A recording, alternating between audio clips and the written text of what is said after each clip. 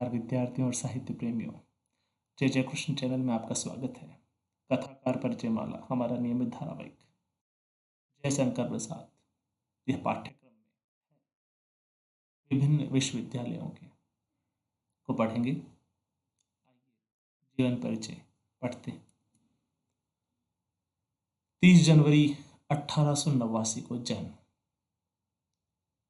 वाराणसी, काशी या बनारस के सराय गोवर्धन नामक स्थान, जो कि उत्तर प्रदेश जिले में है।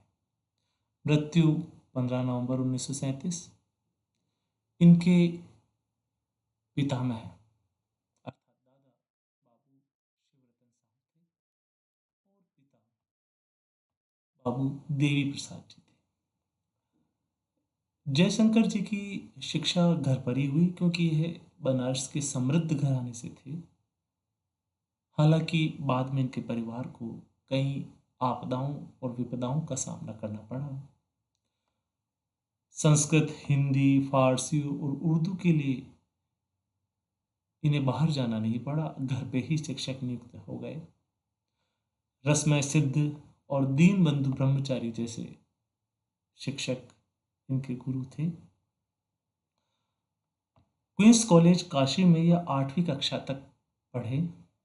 इसके बाद इनका नियमित अध्ययन छूट गया, परंतु स्वाध्याय से इन्होंने संस्कृत, हिंदी, फारसी, उर्दू और कई अन्य विषयों का गहन अध्ययन किया। 2 विवाह किए थे, जिनसे 7 संतानें हुई, 1 पुत्र और 6 पुत्रियां। आगे जानते हैं इनका साहित्य परिचय। देखिए, साहित्य और कला में रुचि उनकी बचपन से ही थी।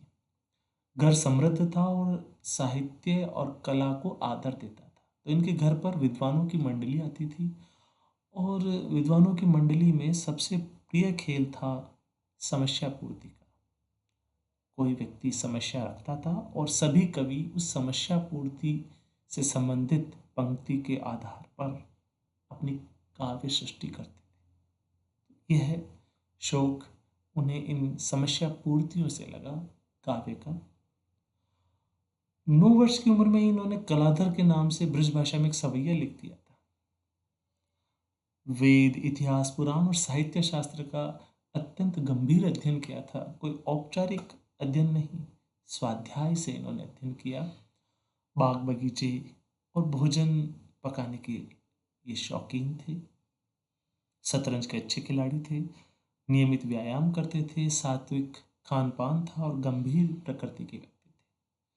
यह हिंदी भाषा के क्षेत्र में कार्य करने वाली नागरी प्रचारिणी सभा के उपाध्यक्ष भी रहे।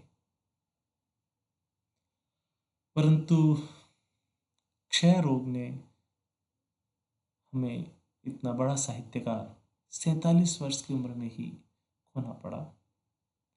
नवंबर 14, 1937 को उनका देहावसान काशी कस्बे में हुआ। आगे जानते हैं हम इनके पुरस्कार, क्या क्या पुरस्कार और सम्मान इनको मिला। तो इनको कामायनी, जो कि इनका महाकाव्य है, कविता के क्षेत्र में मंगला प्रसाद पारितोषिक पुरस्कार, यह उस समय का महत्वपूर्ण पुरस्कार था। प्रतिध्वनि इनका कहानी संग्रह है। ध्रुव स्वामिनी एक नाटक है। आपकी स्क्रीन पर कुछ हम रचनाएं दिखाने जा रहे हैं ताकि आपकी फोटोग्राफिक मेमोरी अच्छी तरह से कार्य करे। इंद्रजाल, यह भी कहानी संग्रह है।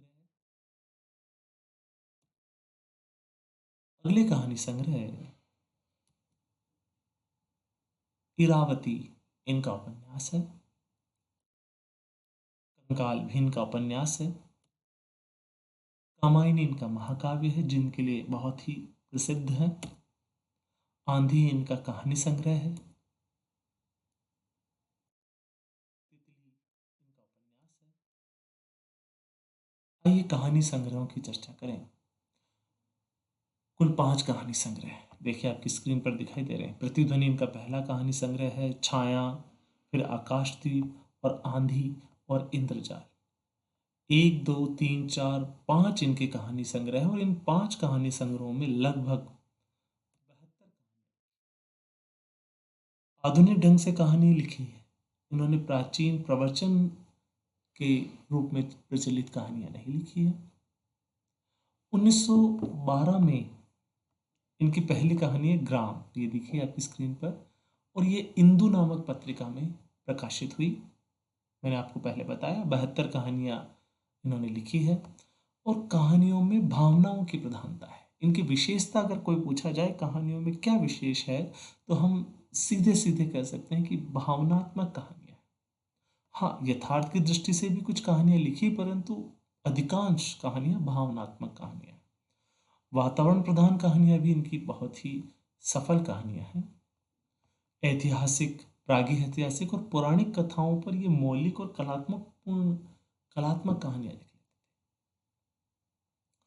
इनकी कहानियों में एक भावनात्मक मिठास होती है और कवित्व, क्योंकि ये मूलतः कवि है तो कवित्व मौजूद रहता है। पूर्ण प्रेम कथाएं लिखी है, समस्या मूलक कहानियां लिखी है, रहस्यवादी, प्रतीकात्मक और आदर्शोन्मुख यथार्थवादी कहानियां लिखी है। हमने कहानियों के सभी रूप देखे हैं और खासकर भावना की तरफ अधिक झुकाव है। शिल्प पक्ष भी इनका उन्नत है। देखिए प्रसाद जी, उन्नत अतीत का, भारत का जो प्राचीन अतीत था, गौरवमय अतीत था, उसका जीवंत वातावरण या जीवित वातावरण कह सकते हैं इसे, प्रस्तुत करते थे। इससे पाठकों को अपने गौरव का ज्ञान होता और वर्तमान में भी उस गौरवपूर्ण आचरण को अपने व्यवहार में लाते। भारतीय संस्कृति और उसके आदर्शों की रक्षा के लिए ही इन्होंने कहानियों में उच्चादर्श और भारतीय गौरव को प्रस्तुत किया और इन कहानियों ने की भी रक्षा।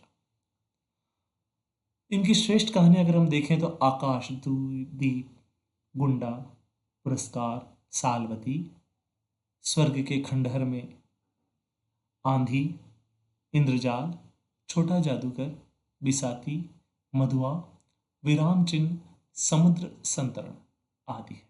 ये सब मैंने आपको जो बताई है आपकी स्क्रीन पर दिखी, ये सब कहानियों के नाम है। पहले जो मैंने बताया वह कहानी संग्रह थे।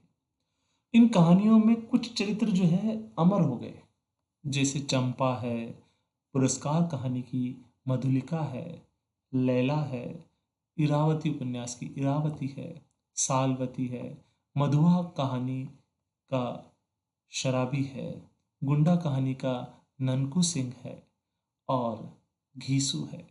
इस तरह से इन्होंने अमर चरित्रों की कहानी के माध्यम से अमर चरित्रों की सृष्टि की। कहने का अर्थ है कि इनकी कहानियां इतनी लोकप्रिय हुई कि वो चरित्र सामान्य जनजीवन में समा गए।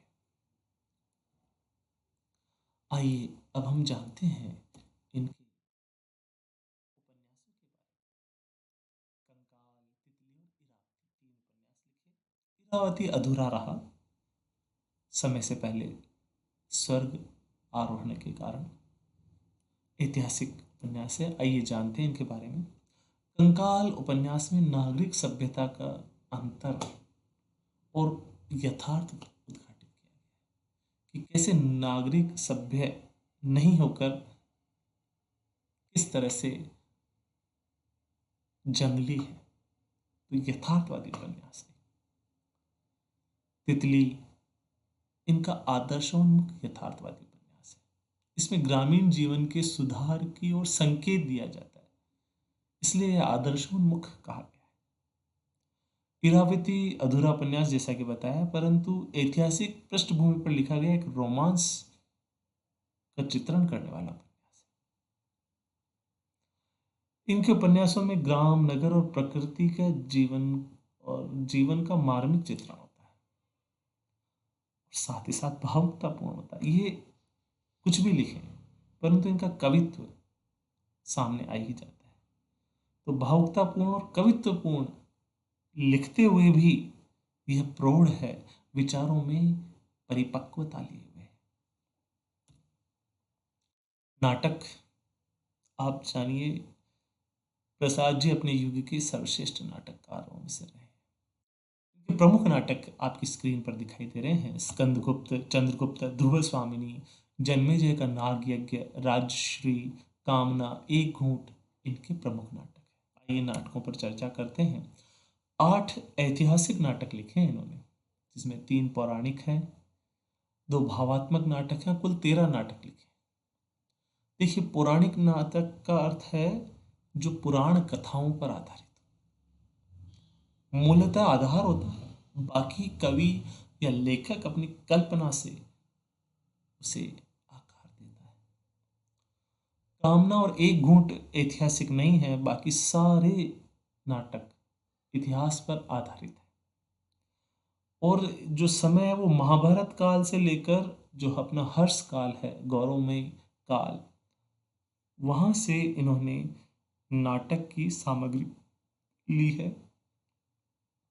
ये अपने युग के सर्वश्रेष्ठ नाटककार थे, ये मैं बता चुका हूं।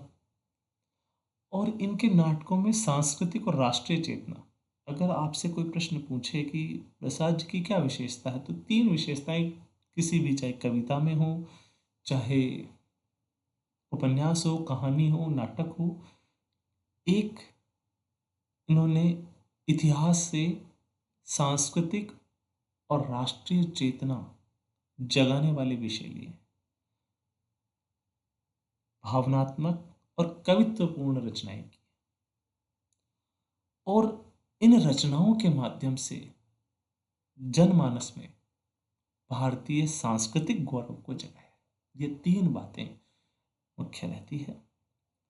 आपने मेरे चैनल को लाइक किया, परंतु विद्यार्थियों, आपके और मेरे बीच में एक भावनात्मक जुड़ाव रहे, हम नियमित रूप से आपसे संपर्क में रहें, इसके लिए मेरे चैनल को आप सब्सक्राइब कीजिए, ताकि जल्दी से जल्दी आपको ये वीडियो मिल सके और हम हिंदी साहित्य की समझ और बढ़ा सकें। मेरे चैनल को आप सब्सक्राइब करें, इसी आशा के साथ विदा लेते हैं। धन्यवाद।